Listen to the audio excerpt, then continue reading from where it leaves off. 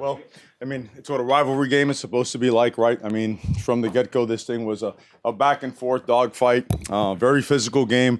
We felt really good about our increase and our improvement in our physicality over the course of the offseason, the spring and the summertime, and the first few games. So we felt that this was going to be a great matchup, and the game proved to be just that. And the emphasis of playing every single down and straining as if every single play could possibly define the game, end up proving something that fell in our favor today.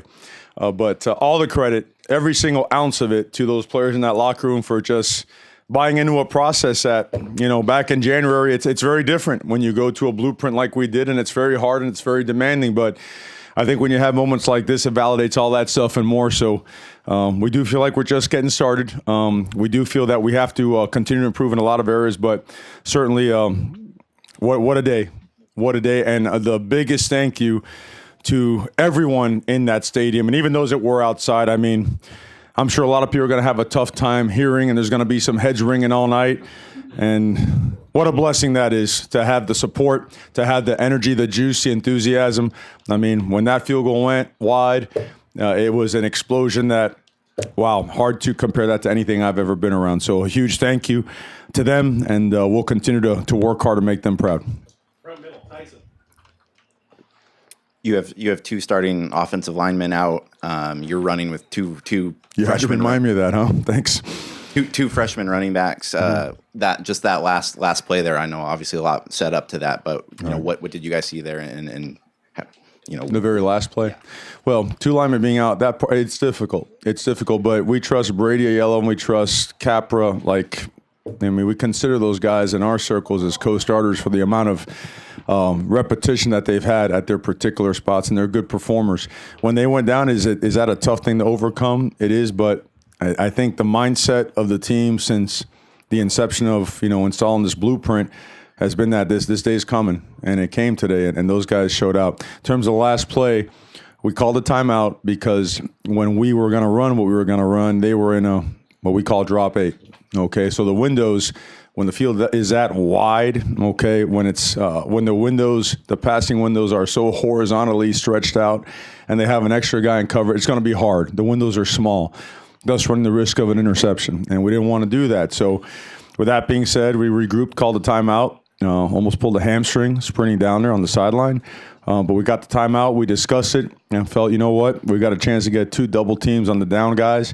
And it's going to be whether, CJ could run through an arm tackle and beat the safety or not.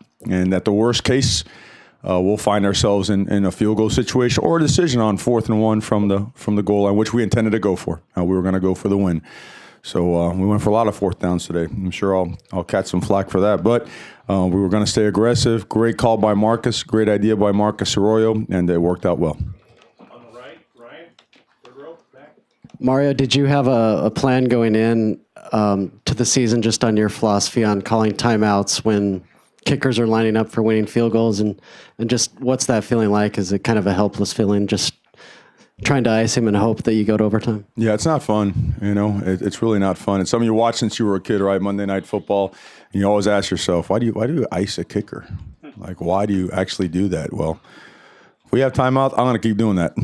That's for sure. But there was you don't have any other plays.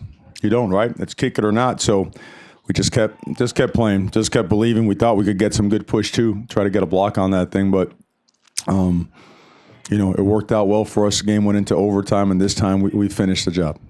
Second row, middle, James.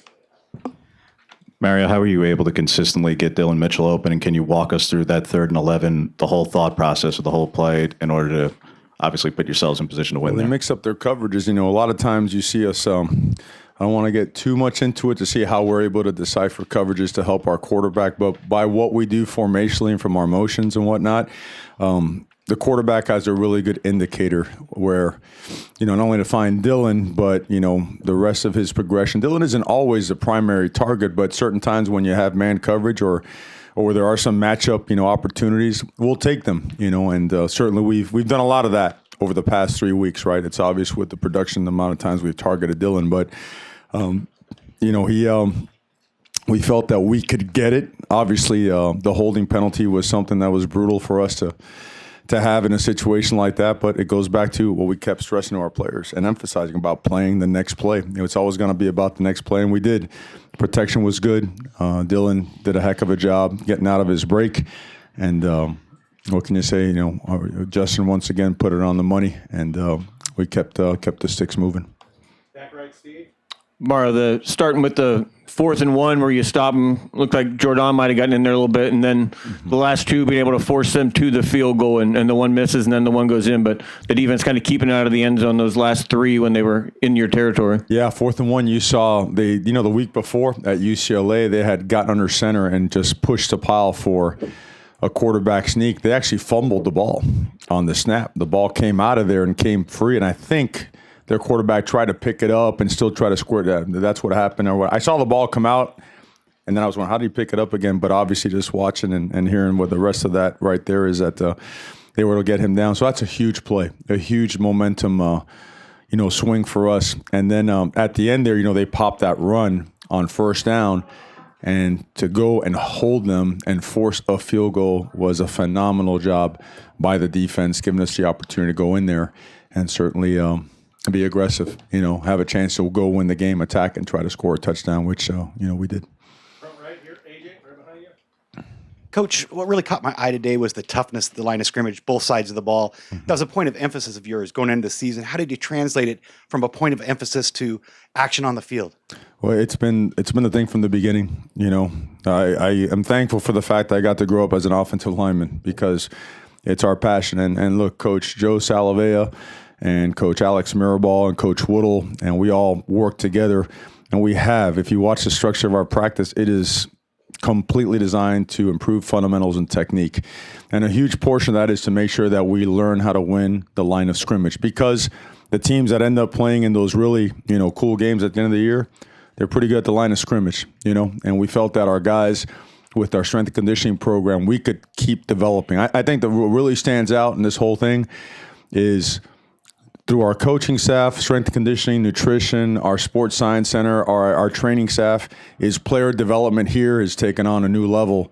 And from January till now, the investment it's really starting to pay off. It really is, because you see knockback, you see physicality, you see guys finishing blocks way downfield. You see, honestly, I have a lot of confidence on 4th and 1, Now, hey, they could bring 8, 9 guys next time and fly guys through some gaps, and you have to find a way. But it's going to be a huge staple of our program. We're not there yet. We know that. We got a lot to work on. But the line of scrimmage is always going to be a point of emphasis. We'll continue to do so, and we still got to get a lot better at it. Back left. Mario, I want to know how good does it feel to get this win against Washington, and why was winning this game, a rivalry game, so important to you and to this organization? How good did that feel? Is that what we're asking? I'm sorry. Yeah. Come on, man. It's why you do it. To me, honestly, and I've told them all the time, I want the moments, to me, are what are so valuable for these players, because it validates everything. It validates all their work. It validates their investment. It validates their trust and belief with everything that they've gone through. And at the same time, it's a difference maker in their lives. Now, you might say, well, what's he talking about? I'm saying that when this whole hard work thing, and Inky Johnson said, it's undefeated. It really is. And when guys do this and they see this kind of result and they have this unbelievable feeling with their teammates of accomplishment, it's a life changer. It's a game changer. And how you approach your daily life activities, when you're the head of the household in the future. I'm talking about our players. So that's why to me, it was so important for them and for our program for the future. In terms of a rivalry game, this thing's as intense as it gets. They're a really good football program. They came to play and they threw their best shot, and I give credit to them. And we're always going to be first class, and when we win and when we don't win. So hats off to them for their effort. But this was for our fan base, for the future of the program, for the season, for the Pac-12 race. It was immense, and it's only week 6. It's only week 6. So, and last time I checked, we're out of bye week. So, right, trying to make sure they see their families, go to the pancake house in the morning, get here in time for lifting and running and film work, clean it up, hand out players of the game, and move on to Washington State. All the way in the back, Hayden. Hey, Coach, you mentioned the trust and belief, but what does it say about just the overall resolve of this team? You know, that loss against Stanford, some teams, that could have derailed some teams' season, but what does it just say about the resolve of your team? It shows everything you want your football team to be, our football team to be. There's no I, there's no me in this thing. It's everybody, every administrator, every single trainer, every single strength staff, everybody, every analyst or whatnot. To me, it shows that if you build a good relationship with your players and you build trust with each other, you could find a way through your toughest moments. And those were dark. I thought it was tough 2 weeks ago. I think we all know that 3 weeks ago. That was about as tough as it gets for all of us. And all the credit goes to the players, all of it, the staff as well. I can't say enough about just how much energy and time they put into not only the X's and O's, but how much they invest in our players. And again, the development of so many older guys, younger guys just stepping up. You know, I think it's something that Oregon football and the staff is going to be known for going forward, is the way we develop players. A lot of time in player development. Front left, Matt. What do you make of your defensive line and the pressures you were able to get on Jake Browning, and maybe the depth that you've showed even being able to stand Carl Berg's ejection? Yeah, that guy's a great player. Browning's a great player. Carl Berg's ejection, that was a tough one to swallow. And I thought, you know, we honestly say this before we walk out of the locker room. There's no penalty. There's no injury. There's no tough play. There's no circumstance or situation that we cannot overcome with our training and our resolve and our persistence, perseverance.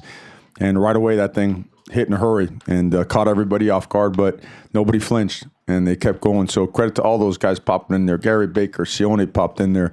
The way we're moving, you know, Jalen jokes around all over the place. Hollins continues to play at a high level. Troy Dye jumping in there. I mean, a lot of guys played banged up there. I'm sure you saw that. You know, guys coming on, coming off all the time.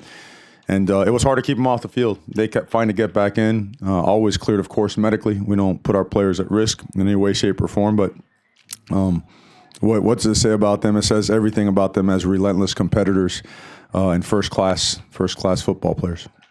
Back middle, Austin. Mario, in a big game like this, when you got a quarterback like Justin Herbert, I think a lot of times people want to see the quarterback come out slinging it, but you were really patient with the running game, first down. Was that part of the game plan? Was that something you saw from Washington, or was that just wanting to kind of set a tone and a message? Well, we're going to attack them where we felt that we could continually move the ball, move the sticks, at the same time keep our defense off the field. You know, they've got a good offense too. They wear on you, they lean on you. They're big, long guys, long levered guys, heavy guys. We were down with Carlberg being out as well from a number standpoint, and you know they cover well. And sometimes by covering well, you give up something else in the run game. So whether it's in the run game or the pass game, we're going to attack a defense by what they show or where they show a weakness. And, you know, sometimes it's not going to be, 35, 40 passes. Sometimes it's going to be getting downhill in the running game. And in this game, believe it or not, going into the game, a 3-yard run on first down is actually a good play because they've been so good. They have held opponents. And before last week, I think they were the top scoring defense in the country. And they were really stoning the run game really well.